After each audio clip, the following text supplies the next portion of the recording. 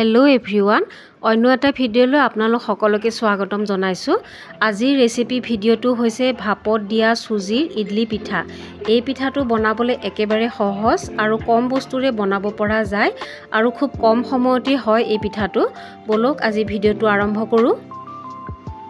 সুজিৰ ইডলি পিঠাটো বনাবৰ কাৰণে প্ৰথমতে মই বাউল এটা লৈ লৈছো আৰু ইয়াতে ডাঙৰ কাপ এটাৰে 1 কাপ মই সুজি দি দিলো আৰু ইয়াতে মই শুকান নাৰিকল 1 কাপ দি দিছো। আপোনালোকে ফ্ৰেছ নাৰিকলটো ব্যৱহাৰ কৰিব পাৰে আৰু ইয়াতে নিমখ অকণমান দি দিছো আৰু এতিয়া গোটেইখিনি বস্তু এবাৰ ভালদৰে মিক্স কৰি লম। এতিয়া মিক্সিত গুৰি কৰি লোৱা চেনি এচামুচ দি দিলো। আপোনালোকে চেনিটো বেছিকেও দিব পাৰে আৰু এতিয়া মই এই বেটাৰটো বনাবৰ কাৰণে ইয়া গাখীৰ লৈছো আৰু ইয়া সুজিৰে ইডলি পিঠাটো বনাবলৈ লৈছো। সুজিয়ে বহুতখিনি পানী বা গাখীৰ শুহি লয়, হেতু কাৰণে এই বেটাৰটো বনাবৰ কাৰণে আমাক পুৰা 2 কাপ গাখীৰ লাগিব আৰু মই গাখীৰ আৰু পানী মিক্স কৰি লৈছো আৰু তেনেকৈ মই এই বেটাৰটো বনাই লম।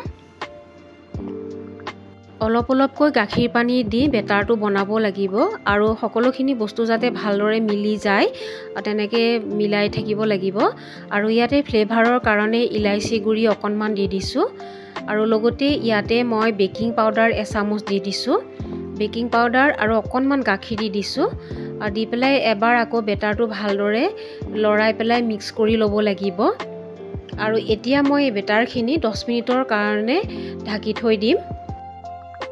10 মিনিটৰ পিছত এয়া ইডলি পিঠাৰ বেটাৰটো চাইছো আৰু সুজিয়ে বহুতখিনি পানী এবজৰ্ব বা গাখীৰ পানী এবজৰ্ব কৰি লৈছে আৰু ইয়াতে মই এই ইডলি পিঠাৰ বেটাৰটো বনাবলৈ পুৰা 2 কাপ গাখীৰ পানী ব্যৱহাৰ কৰিছো আৰু ইয়াতে মই ইনো 1 পেকেট দি দিলো আৰু অকণমান গাখীৰ দিছো। দি পেলাই এতিয়া মই আকৌ ভালদৰে মিলাই লম আৰু এই ইনো পেকেট দিয়াৰ পিছত বেছি সময় ৰৈ থাকিব নালাগে আৰু ভালদৰে মিক্স কৰি লৈ এতিয়া মই এয়া ইডলি ষ্টেণ্ডতে আজি মই এই ইডলি পিঠাকেইটা বনাম।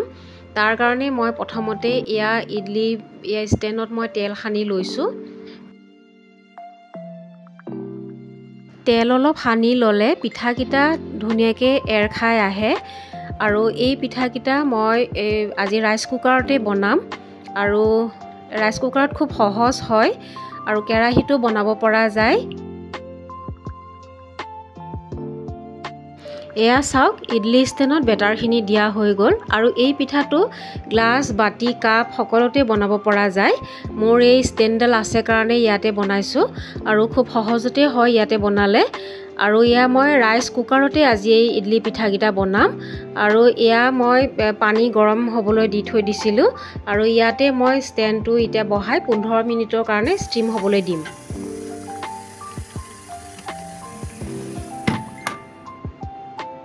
এয়া চাওক 15 মিনিটৰ পিছত চাইছো পিঠাকেইটা খুব ধুনীয়াকৈ ফুলিছে আৰু অলপ সময় ঠাণ্ডা হোৱাৰ পিছতে মই ইয়া পিঠাকেইটা এখন চুৰিৰ সহায়ত এনেকৈ সাইডকেইটা এৰুৱাই লৈ পেলাই গোটেইকেইটা পিঠা উলিয়াই ল'ম।